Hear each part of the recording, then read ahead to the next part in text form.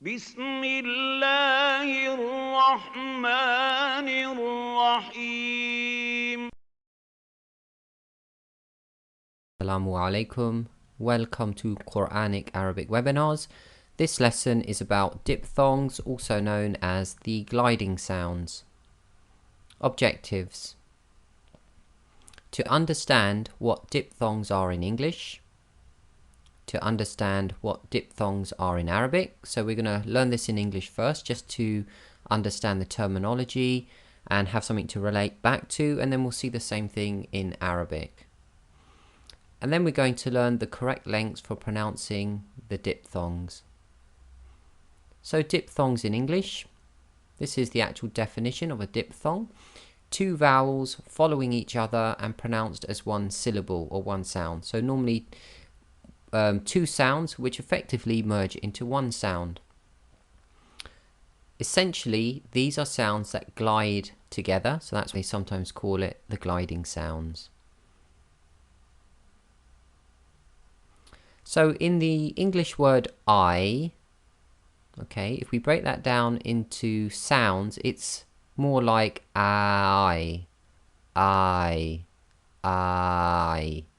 So it's effectively two sounds merging into one sound to give you a single sound. So that's in English a very simple example, I.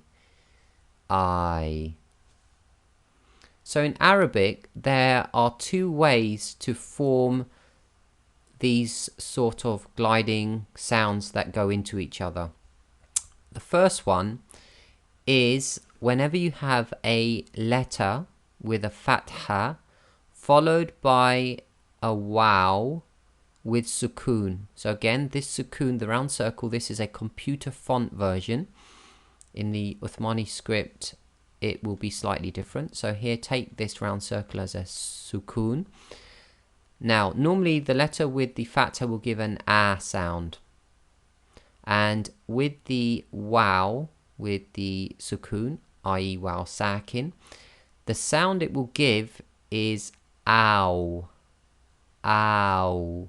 So it's a and then the wa sound, ow. Example of that, here we've got the ba with fatha followed by the waw with sakin, with sukoon, i.e. sakin. So this will be bow. Bow. So you say ba and then try to effectively say the wow. So you end up with a round lips making a small round circle. So bow. Another small example, the ya fatha followed by the wow with sukoon. So we have yow. Yow. So that's the first example of one of the diphthongs. Next one, the second combination that gives you a diphthong in Arabic, is any letter with fatha followed by the ya with sukoon, so ya sakin. And this will give the sound of a. A. Small example again, the letter ba with fatha followed by ya with sukoon gives the sound of bay. Bay. Here we have lam joining to ya, lam with fatha, ya with sukoon, giving the sound of lay. Lay. So the two type of sounds you get which fall into the category of diphthongs is ow and a, and then you apply that according to the letters before either the waw or the ya. A note here, in both the Uthmani and the Majidi scripts, the sukoon is always shown on the ya and the waw. Okay, sorry, that should say wow, not wa. So we've got effectively here, we've done the sukoon with the computer font, i.e. a small circle. In the Uthmani script, the small circle represents something else other than sukoon. But apart from that, in the Majidi script, you will see a little sukoon marking on top of all of the diphthongs. Now, in terms of the lengths of pronunciation, remember we've covered in previous lessons the importance of getting your lengths correct.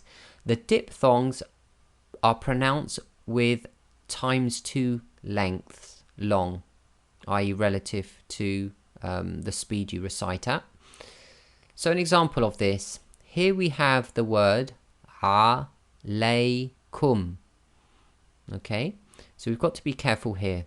The ayn with the fatha is one long, because remember the short vowels are one long, so we have a. Now the second bit, the lam with the ya, and you can see the sukoon, this is the sukoon in the Uthmani script, and we've got the fatha on the lam, so this is a diphthong. So the lay sound is a diphthong. You must say that of a length 2 relative to length 1. And at the end here, we've got kum. Okay, so this is alaykum. Now, when you pronounce this, you have to get the lengths right. The diphthong must be too long, so you have to go alaykum. You can't say alaykum. Okay, so if you listen to recitations, you'll notice the A and the ow sound, i.e. the diphthongs are always too long. So you say alaykum. Here are some examples of diphthongs. So on the left, we're saying what type of diphthong it is. And on the right, we've got the example. So the first one is what we've just done, alaykum. So that's the fatha followed by the ya sakin, the A sound. The next one is ghayra. So again, too long on the ghay, and ra is one long, ghayra. And that's again the A diphthong. And the last one here, we've got aw fu. Okay, now the little circle on top of the alif is not actually a sukoon. In the Uthmani script, if you have a look above the first wow, that is your sakin. It's not a complete circle. The other circle on top of the alif is completely a different symbol in the Uthmani script, representing that the alif effectively is going to be totally ignored. In this particular word, that's an end of word marker, which you would know about in grammar. So again, in the computer font, the round circle is normally the sukoon, but in the Uthmani script, the round circle represents something totally different, and we're going to cover that round circle in another lesson. Again, this is aw fu. Okay, and the ow is too long because it's a diphthong, and the fu is actually too long as well, which is covered in the lesson on long vowel sound. So we've got too long and too long there. So that was just a few simple examples of some diphthongs.